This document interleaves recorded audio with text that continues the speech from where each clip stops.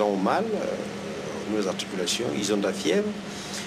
Effectivement, jusqu'au fin novembre, début décembre, il y avait un nombre très élevé de patients qui ont dépassé à peu près les 300-400 patients. Et ensuite, nous avons observé vers la fin décembre, début janvier, une baisse du nombre de cas. Et à chaque fois que les pluies reprennent, donc vous avez des mares d'eau, vous avez les pneus qui ont de l'eau, donc les moustiques se mettent à se multiplier et donc la maladie est transmise à de nombreux patients.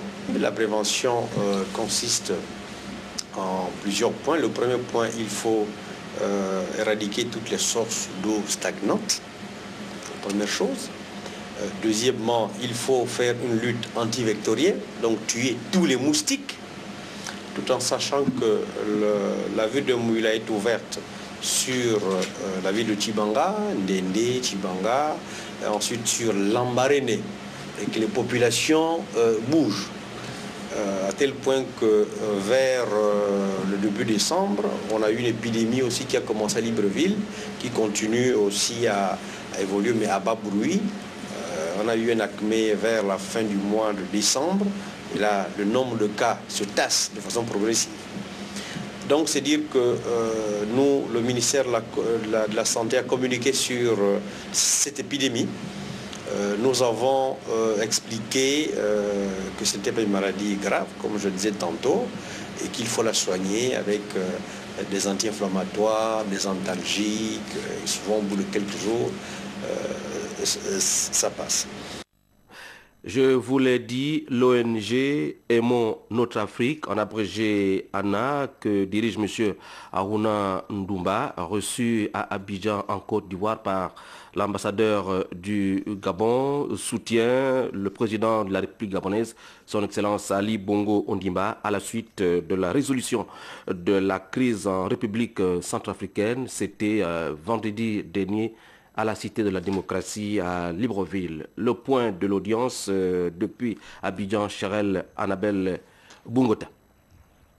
Louer les actions positives initiées par les chefs d'État africains dans le souci du maintien de la paix en République centrafricaine. C'est la substance du message que le président de l'ONG Aimons notre Afrique a livré au cours d'une audience avec l'ambassadeur du Gabon en Côte d'Ivoire. L'ONG ANA ne pouvait pas rester à marge et surtout se priver de reconnaître des actions louables initiées par des hommes politiques africains quand celles-ci œuvrent à la recherche, à la promotion et au maintien de la paix sur notre continent.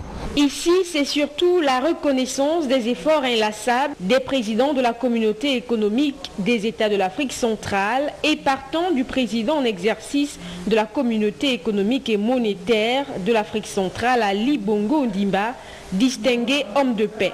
Depuis le 6 août 2012, l'ONG ANA a initié le prix Guillaume Kibafori Soro du fair play électoral pour distinguer les chefs d'État africains qui œuvrent à la promotion de la démocratie et de la paix. Nous profitons de l'occasion pour féliciter le président Ali Bongo Ondimba parce qu'il y a eu une transition bien négociée au Gabon. Il a fait montre d'une grandeur de maturité politique. Donc c'est d'ailleurs pour cela qu'il a été élu au sein de l'ONG ANA, lauréat 2012 du prix spécial Guillaume Kibafori Soro. Une rencontre qui enchante naturellement le diplomate gabonais en Côte d'Ivoire. Il se réjouit de l'honneur fait à notre pays. C'est un sentiment de fierté, d'orgueil. Un sentiment de fierté pour ce prix qui a été décerné d'abord par l'organisation non gouvernementale panafricaine Aimons notre Afrique, en abrégé ANA. Également pour me rendre compte, observer qu'il y a des structures comme celle-là, une ONG qui reconnaissent le travail réalisé par un chef d'État, notamment le mien, son Excellence Ali Bongo Ondimba. Aimons notre Afrique est une ONG internationale qui a vocation de promouvoir la paix et la démocratie en Afrique. La situation politique au Mali préoccupe les Maliens vivant en République gabonaise. Le président du Haut Conseil des Maliens du Gabon, M. Habib Silla, s'est prononcé en faveur de la paix et de l'amour, seule valeur qu'il faut cultiver tous les jours. Ces propos ont été recueillis ce matin par Paulin Siaki et Pierre Claverilla. La République du Mali, par intérim, son Excellence Dioncounda Traoré, a lancé un appel. Un appel, c'est-à-dire que le Mali aujourd'hui est un l'état d'urgence qu'il a appelé, et que chaque Malien, ça veut dire quoi? Que chaque Malien doit se considérer soldat. Bon, soldat, c'est sûr que cela ne veut pas dire que tout le monde allait sur le champ, parce que nous ne sommes pas faits pour se battre sur le terrain, mais que chacun apporte sa contribution à sa manière. Là, on vit des compatriotes courir vers pour aller donner du sang, pour préparer, n'est-ce pas, des poches de sang aux futures victimes. Donc tout ça, c'est une contribution. Et quand, en tout cas, moi, président des Maliens de l'extérieur, pas seulement du Gabon, mais Maliens de l'extérieur, je profite de votre micro pour rappeler, pour interpeller le patriotisme de chaque Malien, afin que des contributions soient effectives pour essayer à notre manière de participer à cette guerre, afin d'aider notre armée avec les fonds que nous allons collecter, et aussi va certainement apporter un petit plus à l'armée. Et je suis sûr que les prochains jours, nous sommes en train de nous préparer pour que tous ceux qui voudront bien contribuer, n'est-ce pas, puissent déposer chez nous comme d'habitude. Sur place, les combats au sol se poursuivent au Mali. Véritable corps à corps entre soldats français et islamistes à Djabali, à 400 km de Bamako. En Algérie, les assaillants qui seraient cernés revendiquent quarantaine otages. Aujourd'hui, François Hollande a indiqué qu'il n'y avait pas de certitude concernant la présence des ressortissants français parmi les quarantaines occidentaux retenus en otage par des terroristes dans un site pétrolier en Algérie. La Maison Blanche surveille de près cette situation. Aujourd'hui, mercredi encore, le procureur de la Cour pénale internationale a ouvert une enquête sur les crimes de guerre présumés commis depuis janvier 2012 sur le territoire du Mali. Nous revenons au Gabon avec Ovendo Ville Propre. C'est l'objectif fixé par le maire Jeanne Mbagou, qui n'hésite pas un seul instant pour exhorter les agents municipaux à garder cette cité propre. Ce matin encore, elle s'est rendue sur le terrain pour constater le degré d'avancement des opérations de propriété dans sa cité. Chrislin Maïnda Raïssa, Laure Mézamendon. Si vous absentez l'édile d'Ovendo à son bureau, sillonnez la commune. Vous aurez 7 chances sur 10 de la trouver sur le terrain. Accompagné de ses collaborateurs, Jeanne Bagou tient à tenir ses engagements auprès des populations pour laisser le souvenir d'une commune sans dette, certes, mais également une ville propre. Nous sommes là pour une énième fois pour l'opération Ville propre que nous avons lancée tout au début de notre prise de fonction.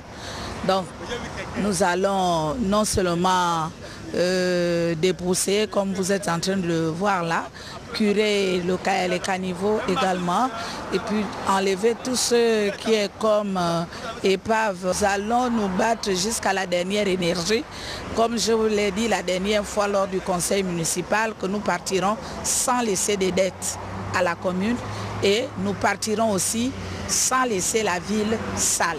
La lutte contre l'insalubrité est l'un des chevaux de bataille des autorités municipales qui peuvent se féliciter de la participation des Ovendois et Ovendoises. C'est vrai que je ne peux pas être jugé parti, c'est vous qui pouvez le juger par rapport au constat que vous faites. Mais nous pouvons dire quand même que le message est passé. C'est vrai que ce n'est pas facile d'éradiquer complètement cela, mais c'est d'une manière progressive. Et aujourd'hui, le constat qui est fait, Ovendo est une ville propre et la population commence à comprendre. Ainsi, aux côtés des manœuvres de la mairie, les cantonniers à la solde de l'institution assurent le nettoyage de la voie principale d'Ovendo. La propriété est la base de toutes les conditions hygiéniques, chose contraire du côté de l'ancienne gare routière de Libreville où l'occupation anarchique est revenue au galop depuis l'absence des contrôleurs de la mairie de Libreville. Le constat sur le terrain, Laetitia Osia-Djoyi, Jean-Pierre Moussouami de Timboué. Chassées des abords des chaussées au marché Montbouette, où elles exerçaient leur activité, lors de l'opération Libérer les trottoirs, les commerçantes n'ont pas trouvé mieux que d'occuper de façon anarchique les trottoirs au niveau de l'ancienne gare routière. Nous occupons l'espace là, ce n'est pas la mairie qui nous a mis là. Nous sommes venus là de nous-mêmes. Puisque nous étions en train de vendre à Montbouette, sur les trottoirs. On nous a enlevés sur les trottoirs à Montbouette. Moi et la maman qui est là à côté de moi, nous sommes venus ici là. Puisqu'on n'avait rien, nous sommes des mères d'enfants. Les enfants sont à l'école, il faut manger, il faut payer des maisons. Nous sommes venus, on a commencé à nettoyer ici là. C'est ce qu'on a donné l'argent, 20 000, pour que les gens nous aident à nettoyer ici là. C'est comme ça qu'on a fermé cela avec les palais que vous voyez là pour que nous puissions vendre. À la question de savoir si la mairie prélève des taxes à ses commerçantes, l'une d'entre elles répond. Depuis que nous sommes là, avant même qu'on nous chasse sur les trottoirs à Montbouette, la mairie ne donnait plus les tickets, les timbres. La mairie ne donnait plus les timbres. Depuis, avant qu'on nous chasse les commerçants sur les trottoirs à Montbouette, depuis ce temps-là, la mairie ne donne pas les tickets au marché. Sauf les gens de, comment ils s'appellent, qui disent qu'ils font le nettoyage, qui prennent 500.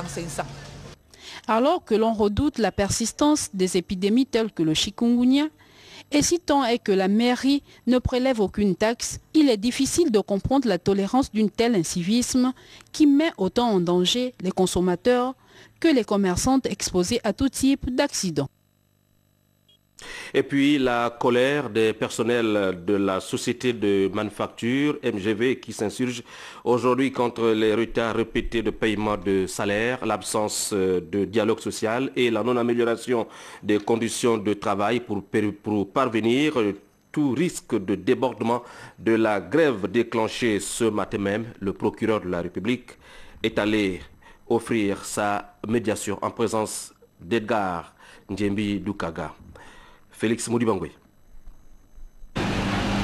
Au moment du tournage de ces images, le procureur de la République s'était invité quelques heures plus tôt à la médiation entre une direction jugée introvertie par les délégués du personnel revoqués et une partie du personnel très remontée face aux difficultés actuelles. Jusqu'à aujourd'hui, le mois de décembre, nous n'avons pas encore perçu nos salaires. Et le pourquoi même on a décidé d'arrêter le travail, c'est le refus de notre DG. Notre DG refuse de nous recevoir. Et tout à l'heure, vous avez constaté comme nous que Madame le procureur de la République était là. Il a fallu l'intervention de Madame le procureur de la République pour que notre directeur accepte de venir s'adresser à nous. Alors que c'est quelque chose qui devait être traité à la mairie. Il y a eu d'abord les avantages que nous avons autrefois, qui ont été suspendus, coupés. Après les avantages, nous avons, comme tout le secteur privé d'ailleurs, après la peine de moyenne quinzaine. La quinzaine a été supprimée. Au niveau des produits, la matière première, il n'y en a plus. Services mécaniques, le reçu affecté, il n'y a plus pratiquement rien. La médiation aurait amené la direction de cette société de manufacture à prendre certains engagements, notamment le paiement d'une partie des salaires, l'achat des consommables et la réparation de certains équipements indispensables au fonctionnement de l'unité de production. Des engagements qui n'ont pour l'heure pas conduit le personnel gréviste à renoncer à sa principale revendication. La revendication première, je crois que c'est le départ du directeur général, on va changer quelque chose. En cette période de crise, d'imprimerie, de manufacture, du textile et des vêtements, MGV fait face à une intenable baisse du carnet de commandes. La situation devait s'améliorer au deuxième trimestre 2013 avec la potentielle commande liée aux campagnes des élections locales. Jean-Claude Simenpougou, député PDG du 2e siège du 3e arrondissement de Libreville, reconnaissant de ces électeurs qui l'ont porté à l'Assemblée nationale a initié le week-end